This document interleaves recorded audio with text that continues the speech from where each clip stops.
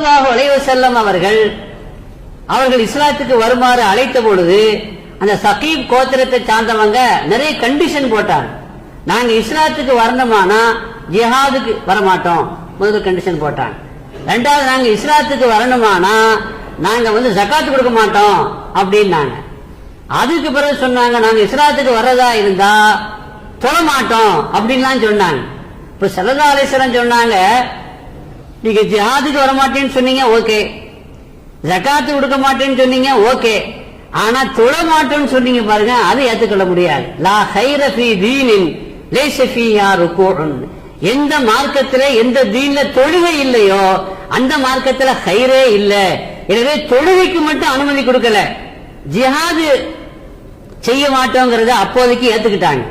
ஜகாத்து கொடுக்க மாட்டோம் என்று சொன்னதை அப்போதைக்கு ஏத்துக்கிட்டாங்க.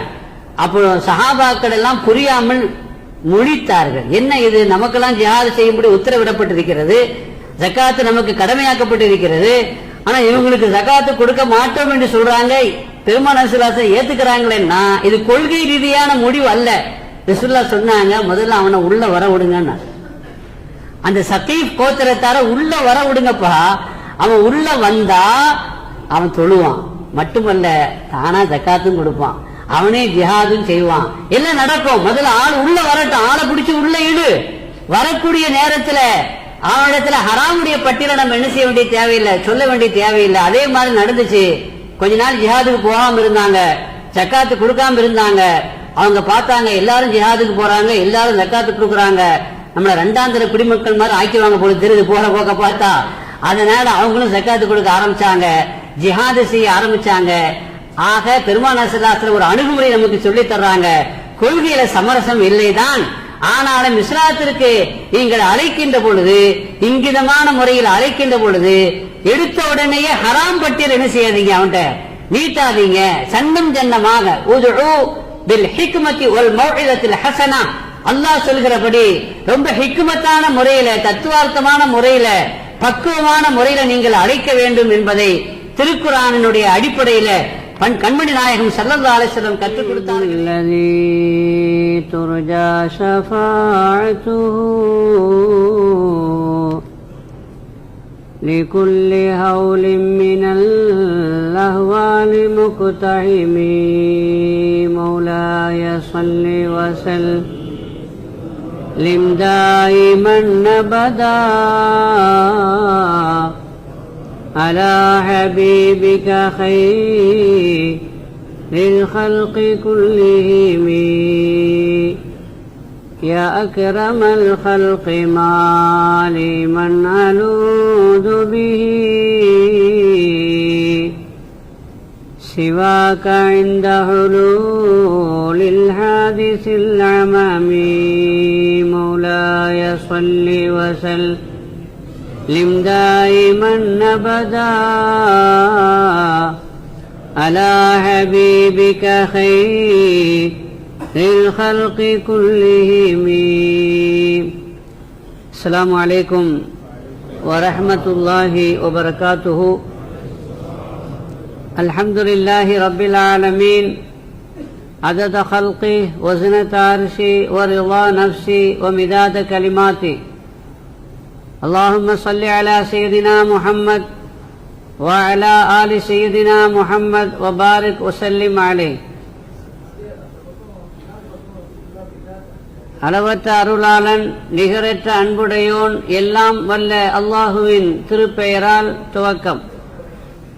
அல்லாஹுவை பயந்து நடந்து கொள்ளும்படி, வாழ்வின் எல்லா நிலைகளிலும் தக்வாவுடைய வாழ்க்கையை மேற்கொள்ளும்படி முதலாக எனக்கும் உங்களுக்கும் உபதேசம் செய்து கொள்கிறேன். புண்ணியம் பூத்து குலுங்கும் அருள்மறை இறங்கிய வேதம், அந்த வேதத்தை பற்றி அதனுடைய கருப்பொருளில்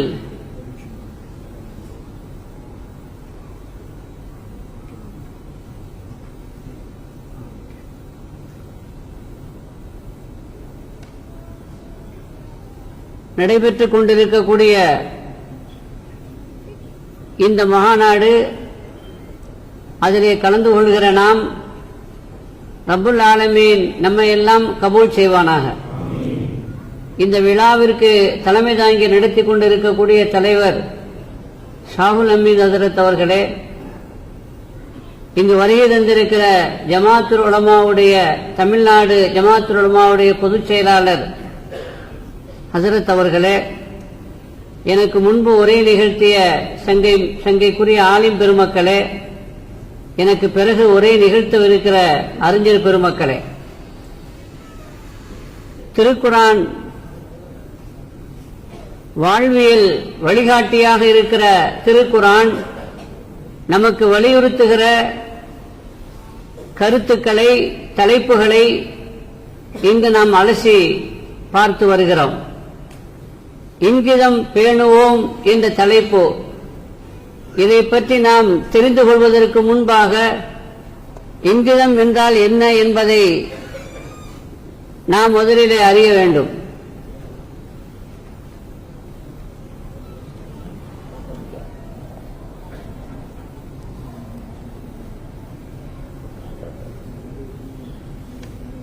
மற்றவரின் மனநிலையை புரிந்து கொண்டு அவருக்கு ஏற்றவாறு நடந்து கொள்வது, சொல்லாமலேயே சில விஷயங்களை புரிந்து கொள்வது, மரியாதையுடன் நயமாக நடந்து கொள்வது, யாரையும் காயப்படுத்தாமல் பேசுவது, செயல்படுவது, இதுதான் இங்கிதம்.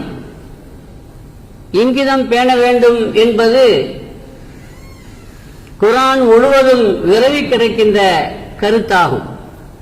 வகூலு லின்னாஸி ஹுஸ்னா, மக்களிடத்திலே நீங்கள் பேசுவதாக இருந்தால் நல்லதையே பேசுங்கள் என்று அல்லாஹ் சொல்லுவான்.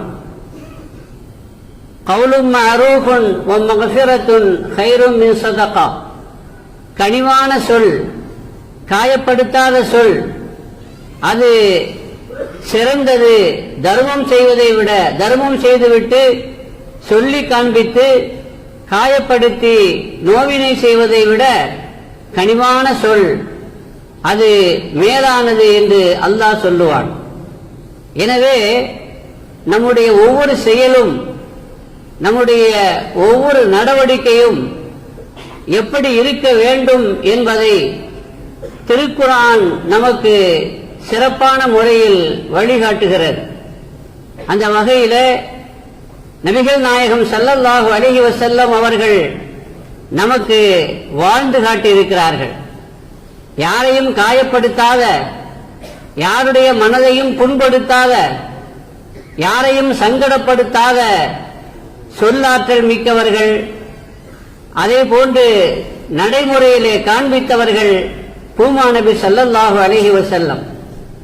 திருக்குர்ஆன் அதை நாம் எப்படி உலகத்திலே எடுத்துச் சொல்ல வேண்டும் என்றால், இங்கிதமாக எடுத்துச் சொல்ல வேண்டும் என்று சொல்கிற பொழுது எல்லோருமே புரிந்து கொள்கிற வகையில், எல்லோருமே மறுக்க முடியாத ஒரு விதத்திலே நாம் அதை எடுத்துச் சொல்ல வேண்டும். திருக்குர்ஆனை பற்றி, இஸ்லாமிய போதனைகளை பற்றி நாம் இன்னும் நிறைய சொல்ல வேண்டியது இருக்கிறது. அடிப்படையான தகவல்களையே நாம் சொல்லாமல் இருக்கிறோம். உலக மகா பேரறிஞராக கருதப்படுகிற நதுவாவுடைய அந்த சிறந்த மகான் அலிமியான் அவர்கள் தங்களது வாழ்க்கையை பற்றி, தங்களுக்கு ஏற்பட்ட ஒரு அனுபவத்தை பற்றி சொல்லும் பொழுது, ரயில் பயணத்திலே நான் இருக்கும் பொழுது தொழுகை நேரம் வந்தது. அந்த தொழுகை நேரத்திலே நாங்கள் ஜமாத்தோடு தொழுதோம். அல்லாஹு அக்பர் அல்லாஹு அக்பர் என்று சொல்லி நாங்கள் தொழுகையை நிறைவு செய்த போது எங்களோடு பயணித்த ஒரு பேராசிரியை எங்களிடத்திலே கேட்டார்கள், இன்னும் எவ்வளவு காலத்திற்கு தான் இந்த அக்பரை கொண்டாடுவீங்கன்னு தெரியலேன்னு சொன்னான். நாம் அல்லாஹு அக்பர் என்று நாம் தக்பீர் கட்டி தொழுத பொழுது அந்த ஒரு பேராசிரியை, பாமர மக்கள் அல்ல, படித்த பெருமக்கள், அவர்களுக்கு கூட அல்லாஹு அக்பர் என்று நாம் யாரை சொல்கிறோம் என்று தெரியாமல், அவர்கள் கூட அக்பர் மகாராஜாவைத்தான் இவர்கள் கொண்டாடுகிறார்கள், கொண்டாடி கொண்டிருக்கிறார்கள் என்று நினைக்கின்ற அளவிலே தான் நாம் இஸ்லாத்தை இந்த உலகத்திலே எடுத்து வைத்துக் கொண்டிருக்கிறோம், சொல்லிக் கொண்டிருக்கிறோம். எனவே குர்ஆனை நாம் இன்னும் கொண்டு போய் சேர்க்க வேண்டிய அவசியம் நமக்கு இருக்கிறது. எப்படி அதை எடுத்துச் சொல்ல வேண்டும் என்றால் நயமாக எடுத்துச் சொல்ல வேண்டும். எல்லோரும் ஏற்கிற வகையிலே எடுத்துச் சொல்ல வேண்டும். ஐரோப்பாவில் ஒரு கருத்தரங்கம் நடைபெற்றது. அந்த கருத்தரங்கத்தினுடைய கருப்பொருள் மன் அஹலுல் ஜன்னா, சொர்க்கவாசி யார், சொர்க்கத்திற்கு யார் செல்வார்கள். யூதர்கள் அழைக்கப்பட்டிருந்தார்கள், கிறிஸ்தவர்கள் அழைக்கப்பட்டிருந்தார்கள், முஸ்லிம்களும் அழைக்கப்பட்டிருந்தார்கள். ஐரோப்பாவிலே இந்த மூன்றும் தான் அறியப்பட்ட மதங்கள். எனவே மூன்று மதத்தினுடைய அறிஞர்கள், யூத மதத்தின் சார்பாக ரிப்பி அழைக்கப்பட்டிருக்கிறார், கிறிஸ்தவ மதத்தின் சார்பாக ஒரு பாதிரியார் அழைக்கப்பட்டிருக்கிறார், முஸ்லிம் மதத்தின் சார்பாக ஒரு ஆலிம் மார்க்க அறிஞர் அழைக்கப்பட்டிருக்கிறார். யூதர்கள் என்ன சொல்வார்கள்? குர்ஆனிலே அல்லாஹ் சொல்லிவிட்டான், யதுகுல் ஜன்னத்தை இல்லா மன்கான ஹூதன் அவ் நசாரா. யூதர்களுடைய வாதம் என்னவென்றால் சொர்க்கத்திற்கு யூதர்கள் தான் செல்வார்கள், யூதர்களை தவிர வேறு யாரும் சொர்க்கத்திற்கு செல்ல மாட்டார்கள் என்ற தங்களது வாதத்தை அந்த யூதன், அந்த ரிப்பி அறிஞன் எடுத்து சொல்லிவிட்டு அமர்ந்து விட்டான். அதுக்கு சில நியாயங்களை அவன் சொல்லியிருக்கலாம். அடுத்து கிறிஸ்தவ பாதிரியார் வந்தார். அவர் ஜன்னத்தை இல்லா மன்கான ஹூதன் அவ் நசாரா, சொர்க்கத்திற்கு செல்ல வேண்டும் என்றால் அவன் கிறிஸ்தவனாக இருக்க வேண்டும், கிறிஸ்தவனாக இருந்தால்தான் அவன் சொர்க்கத்திற்கு செல்ல முடியும் என்ற கருத்தை அவர் எடுத்து வைத்துவிட்டு சில நியாயங்களையும் அவருக்கு தோதுவாக சொல்லிவிட்டு அவர் அமர்ந்தார். அடுத்து முஸ்லிம் அறிஞருடைய பங்கு வருகிறது. அவரு பலாமன் அஸ்லம வஜஹு லில்லாஹி வஹுவ முஹ்ஸினுன், அதற்கு அடுத்து அல்லாஹ் குர்ஆன் ஷரீஃபில சொர்க்கத்திற்கு யார் செல்வார்கள் என்பதை சொல்கிற அந்த வசனத்தை ஓதி காண்பித்து விட்டு அங்கே உரை நிகழ்த்திய பொழுது அறிவார்ந்த முறையில சுருக்கமாக ஆனால் நறுக்கென்று ஒரு கருத்தை சொன்னார். ஹைருல் கலாமி மா கல்ல வ தல்ல என்று சொல்லுவார்கள். பேச்சிலே சிறந்த பேச்சு சுருக்கமா பேசணும், நறுக்குன்னு பேசணும்னு சொல்லுவாங்க. அது மாதிரி அவர் சொன்னாரு, இங்கு பேசிய யூத மத அறிஞர் நாங்க தான் சொர்க்கத்துக்கு போவோம் என்று பேசினார். நான் ஏற்கிறேன். அவர் சொன்ன பிரகாரம் யூதர்கள் சொர்க்கத்திற்கு சென்றால் முஸ்லிம்களாகிய நாங்களும் சொர்க்கத்துக்கு செல்வோம் அவர் கூட. ஏன்னா அந்த அவர் எந்த நபியை ஈமான் கொண்டிருக்கிறாரோ அந்த மூசா நபியை நாங்களும் ஈமான் கொண்டிருக்கிறோம். மூசா நபியை ஈமான் கொண்ட அவர் சொர்க்கத்திற்கு சென்றால் அவரோடு நாங்களும் சொர்க்கத்திற்கு செல்லுவோம் என்று அவர் சொன்னார். அடுத்து பேசிய கிறிஸ்தவ பாதிரியார் கிறிஸ்தவர்கள் தான் சொர்க்கத்திற்கு செல்ல முடியும் என்று சொல்கிறார். ஒருவேளை கிறிஸ்தவர்கள் சொர்க்கத்திற்கு சென்றால் அவரோடு நாங்களும் சொர்க்கத்திற்கு செல்வோம். ஏனென்றால் நாங்கள் ஈசா நபி அலைஹிஸ்ஸலாமை ஈமான் கொண்டிருக்கிறோம், ஏற்றுக்கொண்டிருக்கிறோம். எனவே நாங்களும் அவரோடு சொர்க்கத்திற்கு செல்லுவோம். ஆனால் முஸ்லிம்களாகிய நாங்கள் சொர்க்கத்திற்கு சென்றால் அதுதான் உண்மை என்று இருந்தால் கிறிஸ்தவர்களும் வர முடியாது, யூதர்களும் வர முடியாது. ஏன் வர முடியாதுன்னா, நாங்கள் மூசா நபியை ஏற்றிருக்கிறோம், ஆனால் யூதர்கள் முகமது நபி ஸல்லல்லாஹு அலைஹி வஸல்லம் அவர்களை ஏற்றுக்கொள்ளவில்லை. முஸ்லிம்கள் தான் சொர்க்கத்துக்கு போவாங்கன்னா ரசூலுல்லாஹ்வை ஏற்றுக்கொண்டவங்க தான் முஸ்லிம்கள். எனவே அவர் எங்களோடு சொர்க்கத்துக்கு வர முடியாது. அடுத்து கிறிஸ்தவர்கள் சொர்க்கத்திற்கு வர முடியாது. ஏன்னா அவர்கள் ஈசாவை தான் ஏற்றுக்கொண்டிருக்கிறார்களே தவிர முஹம்மது ரசூலுல்லாஹி ஸல்லல்லாஹு அலைஹி வஸல்லம் அவர்களை ஏற்றுக்கொள்ளவில்லை. அதனால அவர்களும் சொர்க்கத்திற்கு செல்ல முடியாது, எங்களோடு வர முடியாது என்ற வாதத்தை சொன்ன பொழுது அந்த ரிப்பி யூத மத அறிஞரும் அந்த பாதிரியாரும் துண்டகானன் துணியகானன் சொல்லி அந்த மஜ்லிஸை விட்டும் எழுந்து சென்று விட்டார்கள் என்ற செய்தியை நாம் பார்க்கிறோம். என்றால் திருக்குர்ஆன் அதை மென்மையாக, அதை பக்குவமாக, இதமாக, இங்கிதமாக பேச வேண்டிய விதத்திலே நாம் அதை பேசுகிற பொழுது அதை எல்லோரும் ஏற்றுக்கொள்கிற வகையில அது அமைந்து விடுகிறது. அதை யாராலும் மறுக்க முடியாத ஒரு நிலைக்கு அந்த திருக்குர்ஆன் அவர்களை இட்டுச் செல்கிறது என்பதை நாம் பார்க்கிறோம். திருக்குர்ஆன் எவ்வளவு இனிமையானது என்றால், எவ்வளவு இங்கிதமானது என்று சொன்னால், அதை பற்றி பேச வேண்டும் என்ற அவசியம் இல்லை, அதனுடைய அருமை பெருமைகளை எடுத்து சொல்ல வேண்டும் என்ற அவசியம் இல்லை, அதனுடைய இயல்கள், அது சொல்லக்கூடிய இயல்களை பற்றி நாம் மணிக்கணக்காக உரை நிகழ்த்த வேண்டும் என்ற அவசியம் இல்லை. மாறாக திருக்குர்ஆனை ஓதினாலே போதுமானது. திருப்பொழியில லிபியாவுடைய தலைநகர் திருப்பொழி, அங்கே ஒரு கருத்தரங்கம், மத நல்லிணக்க ஒரு கருத்தரங்கம் நடைபெறுகிறது. அந்த கருத்தரங்கத்தில் ஒரு முடிவு செய்யப்படுகிறது. ஆரம்பமாக ஒவ்வொருவரும் அவரவர்களுடைய வேதத்தினுடைய வரிகளை வாசிக்க வேண்டும். யூதர் அவர் தௌராத்தை வாசிக்க வேண்டும், கிறிஸ்தவர் அவர் இஞ்சிலை வாசிக்க வேண்டும், முஸ்லிம்கள் அவர்களுடைய வேதமான குரானை வாசிக்க வேண்டும். அதற்கு பிறகு இந்த மாநாட்டை தொடங்கலாம் என்று யூதர் அவரிடத்திலே இருந்த அவர் கையிலே இருந்த தௌராத்தை ஓதினார். நம்ம ஜாஃபர் சாதிக் தெளிவாக பேசினார். அதனுடைய தூய மொழியை சுய மொழியை இழந்த அந்த தௌராத், பல்வேறு கை மாற்றங்களுக்கு உள்ளான அந்த தௌராத், அவர்களிடத்திலே இருந்த அந்த தௌராத், அதனுடைய மொழிபெயர்ப்பு அவர் வாசித்தார். அதற்கு பிறகு கிறிஸ்தவர்கள் கேட்கவே வேண்டாம், அவர்கள் கையில் இருந்த அந்த இஞ்சில் வேதத்தை அவர் வாசித்தார். மூன்றாவதாக முஸ்லிம் மத அறிஞர் காரி சாஹிப் நம்முடைய வேதமாகிய குரான் ஷரீஃபை அவர் எடுத்து ஓதுகிறார். அப்படி ஓதுகிற பொழுது அங்கே தௌராத்து படித்த பொழுது ஏற்படாத, இஞ்சியில் படித்த பொழுது ஏற்படாத ஒரு இங்கிதமான ஒரு இனிமையான எல்லோரையும் மயக்கக்கூடிய ஒரு நிலை அங்கே ஏற்பட்டது என்பதை அந்த மாநாட்டிலே கலந்து கொண்ட எல்லா மதத்தை சார்ந்தவர்களும் உணர்ந்தார்கள். என்றால் திருக்குரானே ஒரு இங்கிதமான ஒரு மொழி, இங்கிதமான ஒரு வேதம், அதை ஓதினாலே அது மயக்கக்கூடிய, அதிலே மயங்காதவர்கள் யாரும் இல்லை என்று சொல்லக்கூடிய அளவிற்கு அற்புதமான கருத்தாளமிக்கது என்பது மாத்திரமல்ல, இனிமையான அதனுடைய கிராத்தினுடைய முறையை நம்மை ஈர்க்கக்கூடிய வகையில் இருக்கிறது என்பதை நாம் விளங்கிக் கொள்ள கடமைப்பட்டிருக்கிறோம்.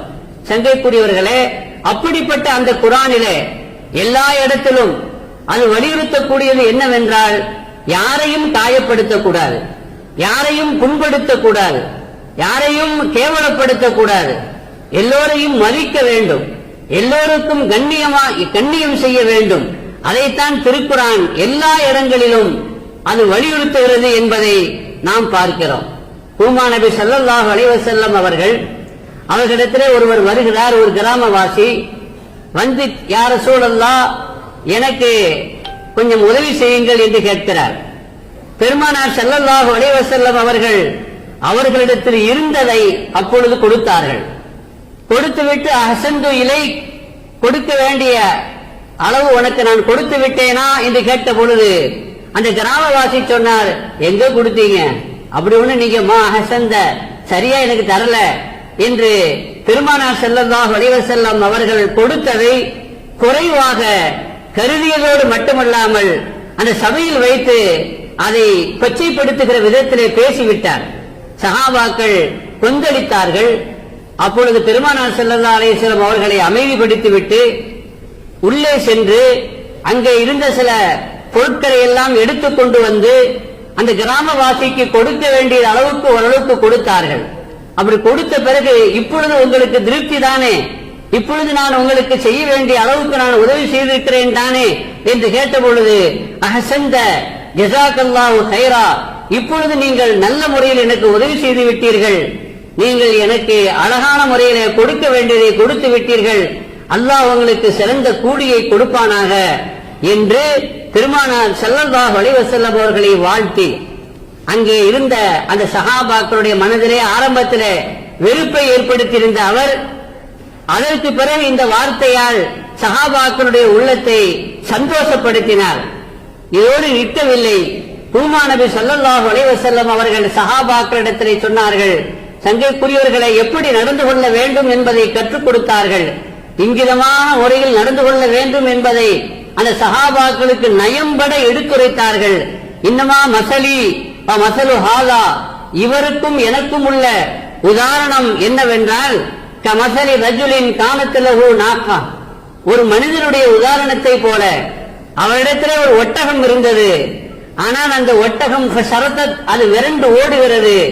விரண்டு ஓடுகிற அந்த ஒட்டகத்தை பிடிப்பதற்கு எல்லோரும் முயற்சிக்கிறார்கள்.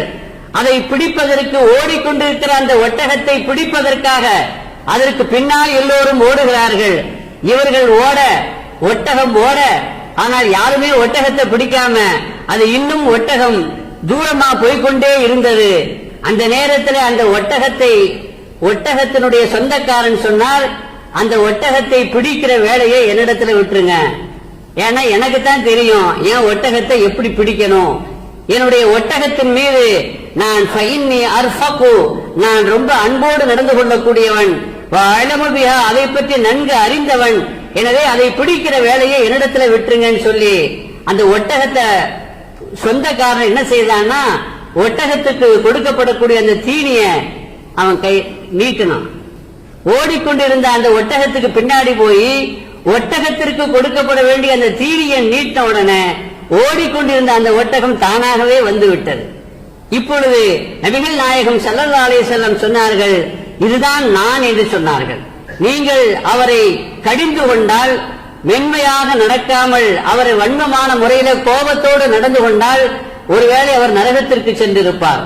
ஆனால் என்னுடைய இந்த இங்கிதமான அந்த நடைமுறை, என்னுடைய இந்த அணுகுமுறை அவர் அப்படிப்பட்ட ஒரு பாவமான ஒரு மோசமான நிலைக்கு செல்லாமல் அவரை சொர்க்கவாசியாகவே தக்க வைத்தது என்றால் இப்படித்தான் நடந்து கொள்ள வேண்டும் என்பதை பூமா நபி ஸல்லல்லாஹு அலைஹி வஸல்லம் அவர்கள் அந்த நேரத்திலே சஹாபாக்களுக்கு எடுத்துரைத்தார்களே, அதுதான் இங்கிதமான முறை. சங்கைக்குரியவர்களே, ஒரு செய்தி ஞாபகத்திற்கு வருகிறது. நம்ம ஜமாத்துல் உலமாவுடைய ஏதோ ஒரு அமர்வு என்று நினைக்கிறேன், உலமாக்கள் உமராக்களுடைய அமர்வு. சங்கைக்குரிய ஜமாத்துல் உலமாவுடைய தலைவர் சொன்ன ஒரு செய்தி, செயலாளரும் இருக்கிறார்கள், எந்த ஊர்ல நடந்ததுன்னு எனக்கு தெரியாது. சமயத்தோ எப்போது காஜா ஹஜரத், நேரடி சனது முத்தசில் தான். அவங்க சொன்னதை நான் உங்களோட பகிர்ந்து கொள்றேன். இங்கிதமா நடந்து கொள்றது எப்படிங்கிறத அது உங்களுக்கு புரிய வைக்கும். அந்த உமராக்கள் கூட்டத்தில் ஒரு முத்தவல்லி அல்லது ஏதோ பள்ளிவாசலுடைய தலைவர் பேசும் பொழுது பேசியிருக்கிறாரு, நாங்கள் எங்கள் இமாமுக்கு மாசம் 12,000 ரூபாய் சம்பளம் கொடுக்கிறோம். எப்படிங்க? மாசம் 12,000 ரூபாய் சம்பளம் கொடுக்கிறோம். அது போதும் தானங்க? ஒரு மாசத்துக்கு ஒரு மனிதருக்கு போதுமான சம்பளம் தானே 12,000.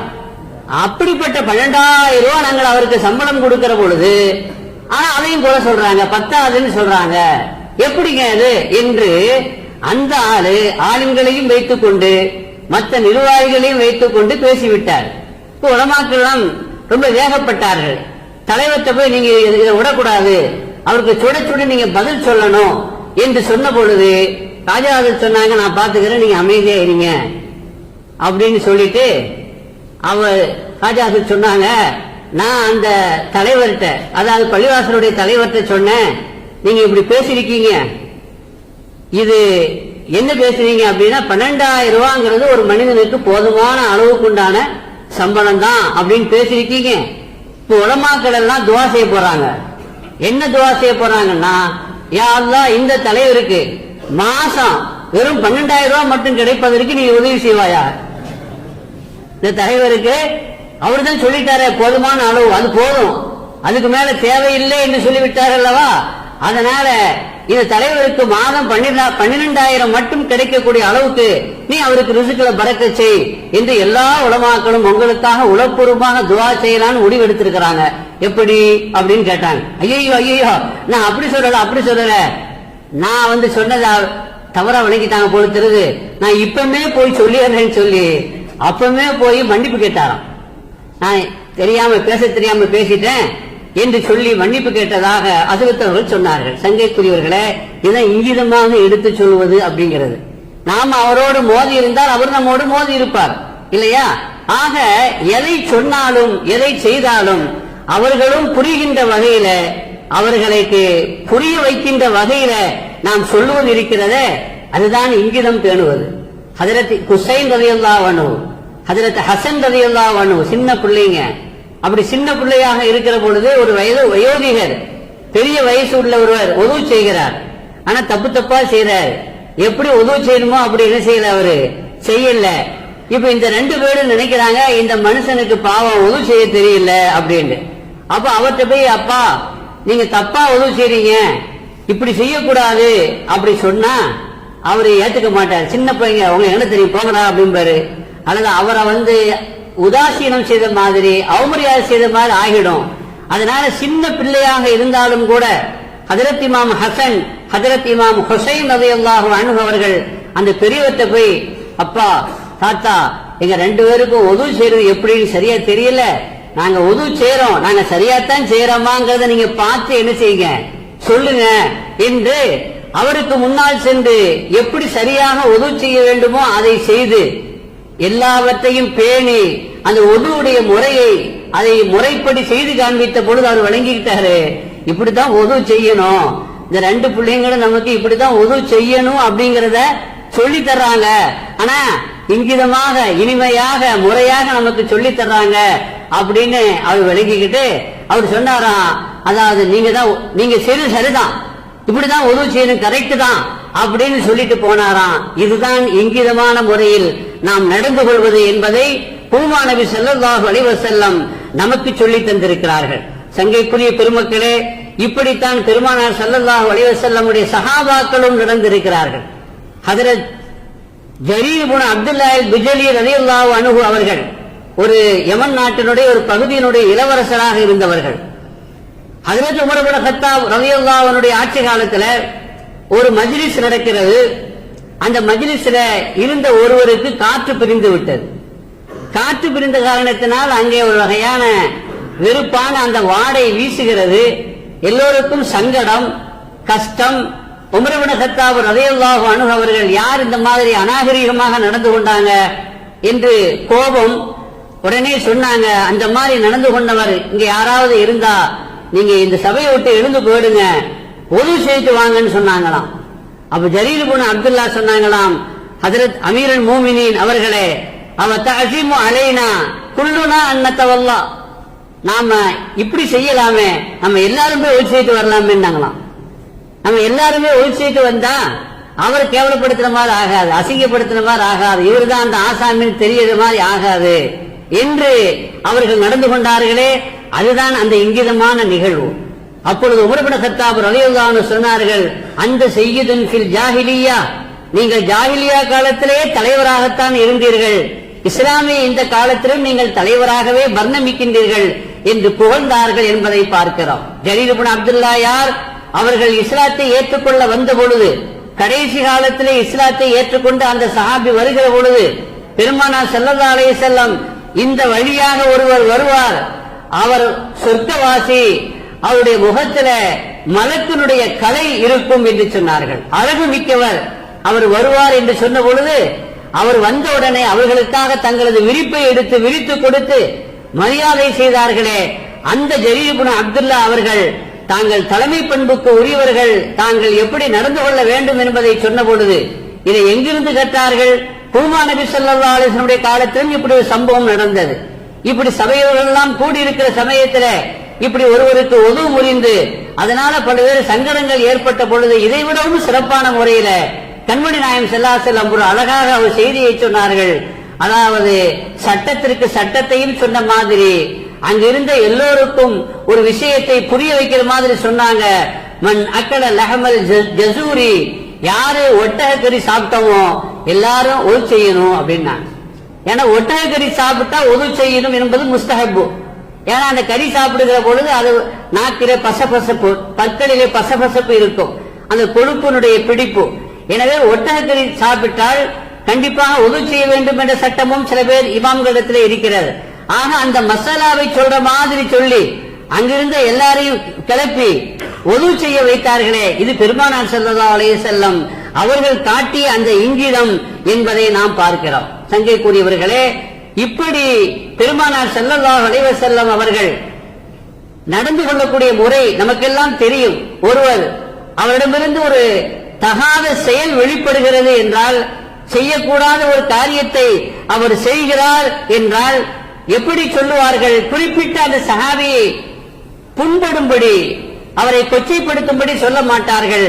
மாறாக மாபாலு அக்வாமின் யஃஅலூன கலா வ கலா, சில பேருக்கு என்ன நேர்ந்தது, இப்படியெல்லாம் அவர்கள் செய்கிறார்களே என்று அவர்கள் செய்யக்கூடாத அந்த செயலை பொதுவாக இங்கிதமாக சுட்டி காண்பிப்பார்கள்.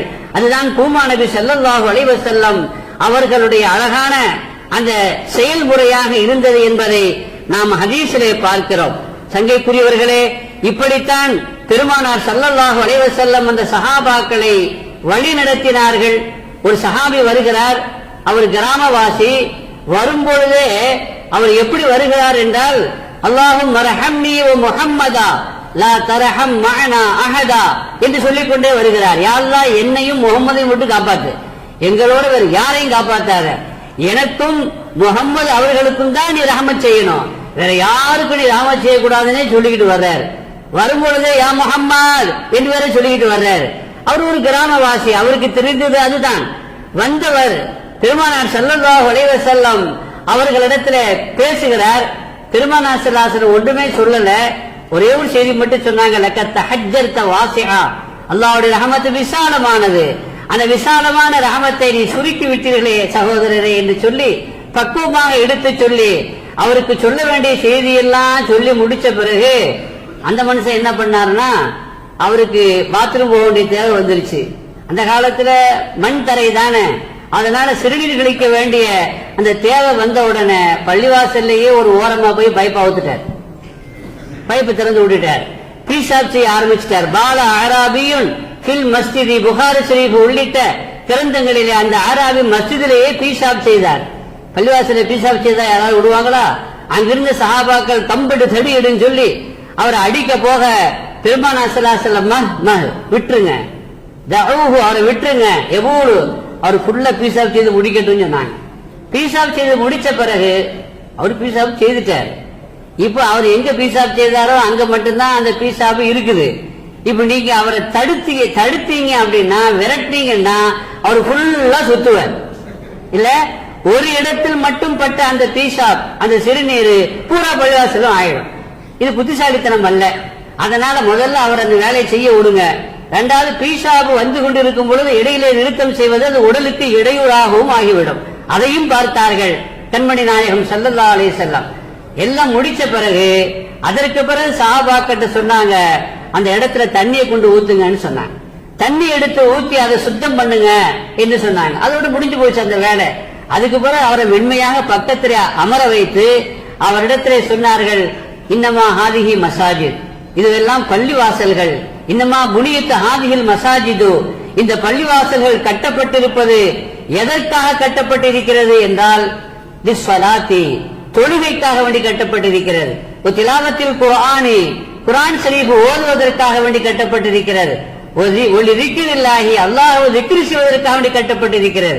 எனவே இந்த மாதிரியான புனிதமான இந்த பள்ளிவாசல்கள் இதை அசிங்கப்படுத்த கூடாது என்பதை ரொம்ப இங்கிதமாக, ரொம்ப இனிமையாக, அவருடைய மனசு நோகாத விதத்தில் எடுத்து சொன்ன ஹதீஸை நாம் பார்க்கிறோம் என்றால், இப்படித்தான் நாம் இஸ்லாத்தை எடுத்து சொல்கிற பொழுது, திருக்குர்ஆனை எடுத்து சொல்கிற பொழுது இங்கிதமான அணுகுமுறையை கையாள வேண்டும் என்பதை நமக்கு பூமான் நபியினுடைய வாழ்க்கை, குர்ஆன் நமக்கு சொல்லக்கூடிய அறிவுறுத்தல், உதுஉ இலா ரப்பிக பில் ஹிக்மதி வல் மௌஇலத்தில் ஹஸனா, நீங்கள் அல்லாஹ்வின் பக்கம் அழைக்க வேண்டும். எப்படி அழைக்க வேண்டும் என்றால், அழகான உபதேசத்தோடு அழைக்க வேண்டும். ரொம்ப தத்துவமான முறையில, ஹிக்மத்தான முறையில நீங்கள் இஸ்லாத்தின் பக்கம், அல்லாஹ்வின் பக்கம் அழைக்க வேண்டும் என்று அல்லாஹ் நமக்கு சொல்லி தந்தான். சங்கைக்குரியவர்களே, நான் ஒரே ஒரு செய்தியை சொல்லி நிறைவு செய்வேன்.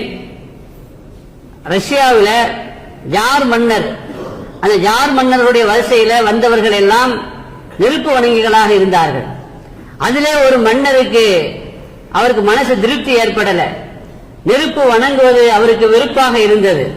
எனவே அவர் சிந்தனையை மாற்றிக்கொண்டு நாம் வேறு மதத்திற்கு சென்று விடலாம், எனவே எந்த மதத்திற்கு செல்லுவது என்பதை யோசித்து முடிவு செய்வதற்காக அங்கிருந்த மத அறிஞர்களை எல்லாம் அழைத்தார். யூதர்கள் வந்தார்கள், முஸ்லிம்கள் வந்தார்கள், கிறிஸ்தவர்கள் வந்தார்கள். முதலிலே யூதர்கள் போய் தங்களுடைய மதத்தை பற்றி எடுத்து சொன்னார்கள்.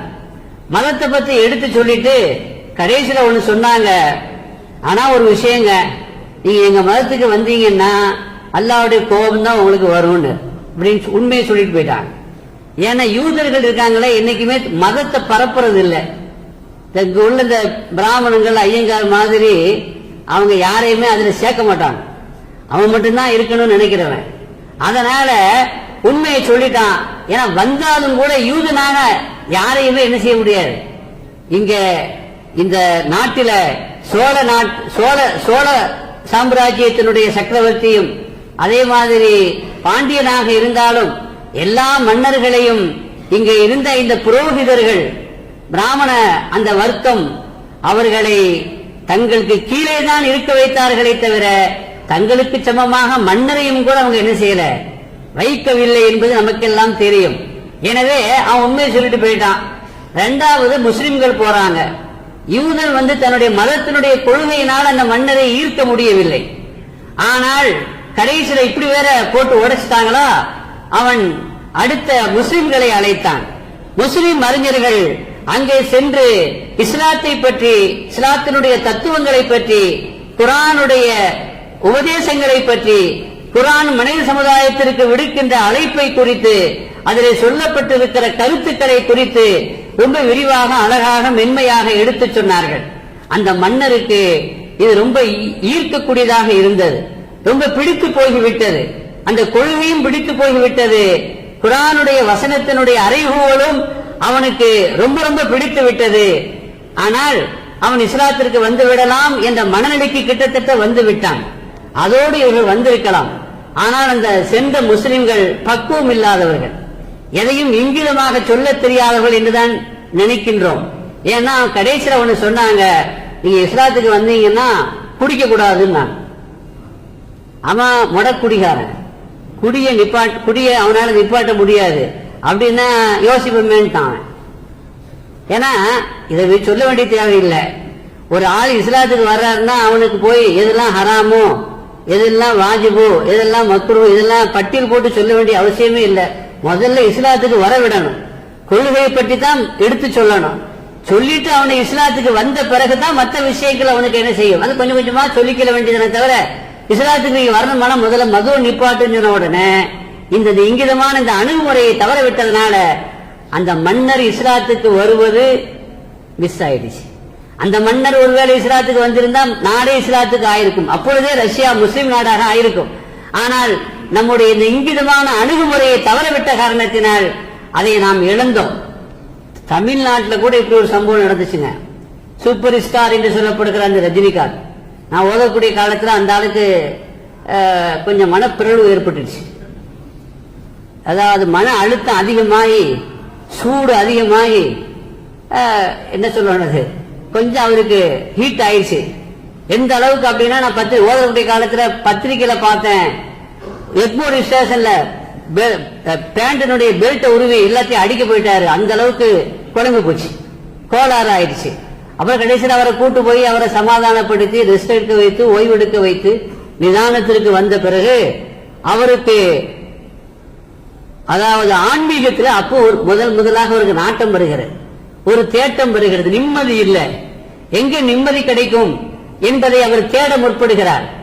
அப்படி தேட முற்படுகிற பொழுது அவரிடத்துல நம்முடைய முஸ்லிம்கள் சேர்ந்த ஒரு குழு செல்கிறது.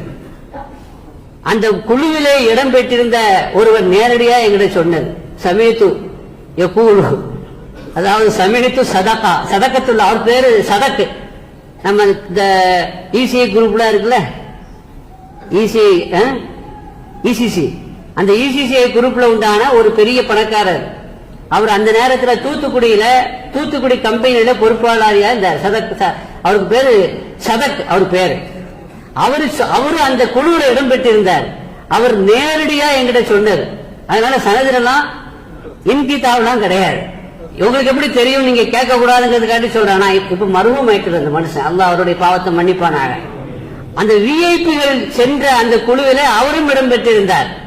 இவர்களும் போய் அந்த நேரத்தில் ரஜினிகாந்த் போய் இஸ்லாத்துக்கு வருமாறு அழைத்திருக்கிறார்கள்.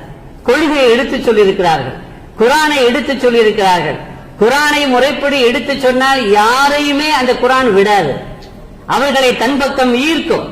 எனவே அவன் அந்த கொள்கையால ஈர்க்கப்பட்டு அந்த நேரத்தில் கிட்டத்தட்ட முஸ்லீம் ஆயிரலாங்கிற மனநிலைக்கு வந்து அந்த முடிவுக்கு வந்து அந்த நேரத்தில் அவன் முஸ்லீம் ஆனான்னு வச்சுக்கோங்க, நமக்கு யாரும் தேவையில்லை. ஆனா யாரையும் விடக்கூடாதுல, யாரையும் விடக்கூடாதுல. இப்ப அவன் இஸ்லாத்துக்கு வந்தான்னு வச்சுக்கோங்க, அவன் மேல பைத்தியம் பிடிச்ச பல பேர் இருக்கான்ல, அத்தனை வைத்தியம் இஸ்லாத்துக்கு வந்திருக்கும்ல. ஆனா அந்த வாய்ப்பு மிஸ் ஆயிடுச்சு. என்ன மிஸ் ஆயிடுச்சு? இதே அணுகுமுறை தான். இவங்க அவங்கள்ட்ட போய் இஸ்லாத்தை எடுத்து சொல்லி அவனால் அந்த இஸ்லாம் அவனை ஈர்த்து, குரான் அவனை ஈர்த்து கிட்டத்தட்ட முஸ்லீமாக ஆகக்கூடிய சமயத்துல இவங்க சொன்னாங்க, இவங்க குடிகாரங்கிறது போனவங்களுக்கு தெரியும், குடிக்க அனுமதி இல்லை இஸ்லாத்துல, நீங்க குடிக்க கூடாதுன்னாங்க. அப்படியா, போயிட்டு வாங்க யோசிப்போன்ட்டான். ஜார் மன்னர்லையும் மிஸ் ஆயிடுச்சு. முஸ்லிம்கள் சொன்னத, அதனால் ஏற்பட்ட விளைவை கேள்விப்பட்ட அடுத்து போன கிறிஸ்தவ அறிஞர்கள் போகும்பொழுது ஒயின்ஸ் கொடுத்து, உயர்தரமான ஒயின்ஸை கொண்டு போயிட்டு அவன் பிரச்சாரத்தை ஆரம்பிச்சிருக்கிறான். தாராளமா நீங்க குடிங்க அப்படின்னு சொல்லிதான் பிரச்சாரத்தை ஆரம்பிச்சிருக்கிறான். அதனால அவன் கிறிஸ்தவ மதத்துக்கு வந்ததாகவும், அதனால அந்த ரஷ்யாவில் அப்பொழுது அந்த மக்கள் இஸ்லாத்தை ஏற்றுக்கொண்டார்கள் என்று அந்த வரலாறு சொல்கிறது.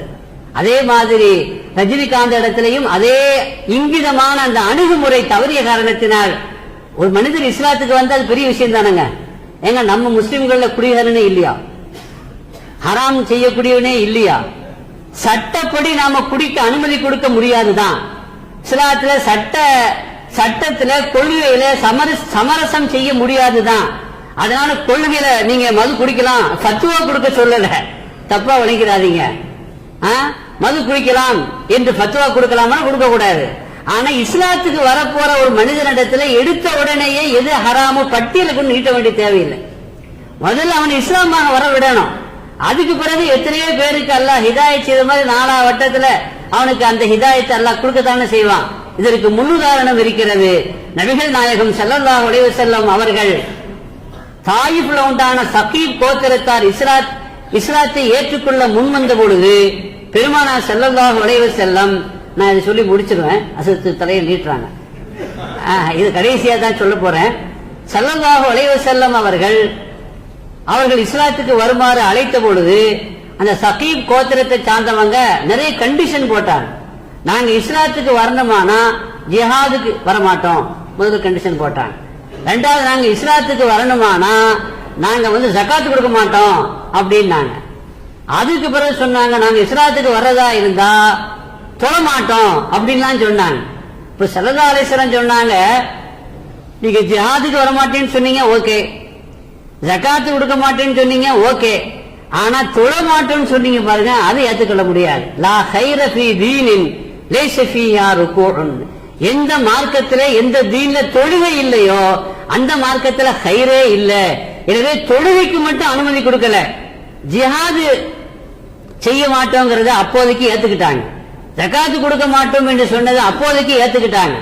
அப்போ சஹாபாக்கள் எல்லாம் புரியாமல் முடித்தார்கள். என்ன இது, நமக்கெல்லாம் ஜிஹாது செய்யும்படி உத்தரவிடப்பட்டிருக்கிறது, ஜகாத்து நமக்கு கடமையாக்கப்பட்டிருக்கிறது, ஆனா இவங்களுக்கு ஜகாத்து கொடுக்க மாட்டோம் என்று சொல்றாங்க, பெருமானார் ஸல்லல்லாஹு அலைஹி வஸல்லம் ஏத்துக்கிறாங்களேன்னா இது கொள்கை ரீதியான முடிவு அல்ல. ரசூலுல்லாஹ் சொன்னாங்க, முதல்ல அவனை உள்ள வர விடுங்கன்னா, அந்த சகீப் கோத்திரத்தார உள்ள வர விடுங்கப்பா. அவன் உள்ள வந்தா அவன் தொழுவான், மட்டுமல்ல தானா ஜகாத்தும் கொடுப்பான், அவனே ஜிஹாதும் செய்வான், எல்லாம் நடக்கும். முதல்ல ஆள் உள்ள வரட்டும், ஆளை பிடிச்சு உள்ள இடு. வரக்கூடிய நேரத்துல அவனிடத்துல ஹராமுடைய பட்டியலை நம்ம என்ன செய்ய வேண்டிய தேவையில்லை, சொல்ல வேண்டிய தேவையில்லை. அதே மாதிரி நடந்துச்சு. கொஞ்ச நாள் ஜிஹாதுக்கு போகாம இருந்தாங்க, ஜக்காத்து கொடுக்காம இருந்தாங்க. அவங்க பார்த்தாங்க எல்லாரும் ஜிஹாதுக்கு போறாங்க, எல்லாரும் ஜக்காத்து கொடுக்குறாங்க, நம்மள 2ஆம் தர குடிமக்கள் மாதிரி ஆக்கிடுவாங்க போல தெரியுது போற போக்க பார்த்தா. அதனால அவங்களும் ஜக்காத்து கொடுக்க ஆரம்பிச்சாங்க, ஜிஹாது செய்ய ஆரம்பிச்சாங்க. ஆக பெருமானார் ஸல்லல்லாஹு அலைஹி வஸல்லம் ஒரு அணுகுமுறை நமக்கு சொல்லி தர்றாங்க. கொள்கையில சமரசம் இல்லைதான், ஆனாலும் இஸ்லாத்திற்கு நீங்கள் அழைக்கின்ற பொழுது, இங்கிதமான முறையில் அழைக்கின்ற பொழுது எடுத்த உடனேயே ஹராம் பட்டியல் என்ன செய்யாதீங்க, அவன்கிட்ட நீட்டாதீங்க. சன்னம் ஜன்னமாக உதுஉ பில் ஹிக்மத்தி வல் மௌஇதத்தில் ஹஸனா, அல்லாஹ் சொல்கிறபடி ரொம்ப ஹிக்மத்தான முறையில, தத்துவார்த்தமான முறையில, பக்குவமான முறையில நீங்கள் அழைக்க வேண்டும் என்பதை திருக்குர்ஆனினுடைய அடிப்படையில கண்மணி நாயகம் ஸல்லல்லாஹு அலைஹி வஸல்லம் கற்றுக் கொடுத்தார்களே, அந்த வகையில இங்கிதத்தை நாம் பேண வேண்டும் என்று சொல்லி வாய்ப்பளித்த எல்லோருக்கும் நன்றி சொல்லி, ரப்புல் ஆலமீன் இந்த புனிதமான ரமலானுடைய மாதத்தில கபூல் செய்யப்பட்ட நல்லோர்கள் நாதாக்கள் கூட்டத்தில சேர்த்து அருள் புரிவானாக. அவனால் நிராகரிக்கப்பட்ட அபாக்கியவான்கள் கூட்டத்திலே நம்மை சேர்க்காதிருப்பானாக. பிஹக்கி சய்யிதினா முஹம்மத் வ ஆலி சய்யிதினா முஹம்மத் ஸல்லல்லாஹு அலைஹி வஸல்லம் வ ஆகிரு தஅவானா அனில் ஹம்துலில்லாஹி ரப்பில் ஆலமீன். அஸ்ஸலாமு அலைக்கும் வ ரஹ்மத்துல்லாஹி வ பரகாத்துஹு.